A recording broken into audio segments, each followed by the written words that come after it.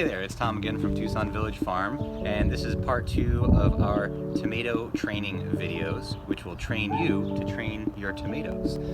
You can see here we're at our home garden rather than Tucson Village Farm, so this is going to be an easy way to train your tomatoes to crawl up a structure if you don't have a big, large shade structure like we do at the farm. So for this method, all you're going to need is a hammer, some contractor line or other really strong, durable twine. You're going to need 2 T-posts, which are these guys here. They're probably about $7 at your local hardware store.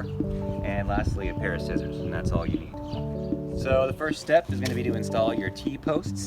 So you're going to find the tomato at the furthermost edge of your row and kind of closely align your T-post with the tomato. So I've got it about maybe 8 inches away. Just give it a little shove into the ground. And then you just want to get it hammered down so that this cross piece is beneath the soil of the surface, because that's going to give it some structural integrity. So the next thing you'll want to do is actually bind in your tomatoes with your contractor line. So the first step to do that is to attach it to the first T-post. So you're going to attach it at the T-post about halfway up your first tomato plant, and we're going to attach it using the taut line hitch, which if you watched our last tomato training video you would have learned. So I'll not explain it here. If you can sit back to that one at a later time and learn that nifty knot. So we tie that one up there. So then now what we're going to do essentially is take this line and kind of weave it in and out of our tomato plant. So we'll go on one side of our first, the next side of our next one. And it's pretty important to make sure that your line is up against the stem of the tomato plant. Otherwise it'll start to sag and flop down. So you want to make it kind of tight but not too tight. So we start with our first 2, and we do our weave motion here. Go to the other side of our other plant, kind of get it on in there towards the stem, just so it's not only supported by its foliage.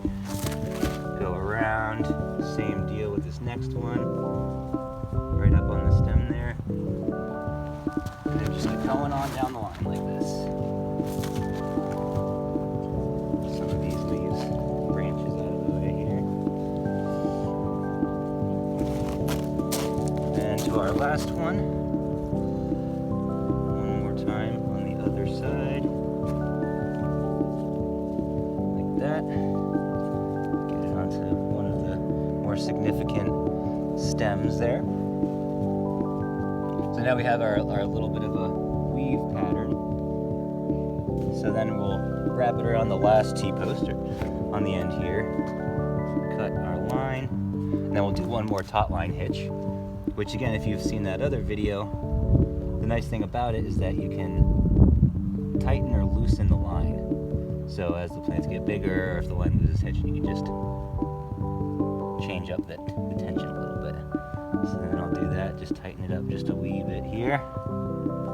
So there you go. So the way that this is effective is that as the tomatoes get larger, we'll come back through, and in another maybe 8 to 12 inches, we'll do another one of these repeating weaving patterns, except we'll go the opposite way.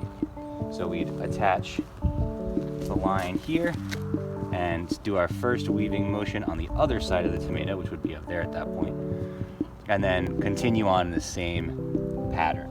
So that way you have either side suspended from flopping onto the pathway or flopping onto your other crops. So it kind of binds them in a pretty effective way.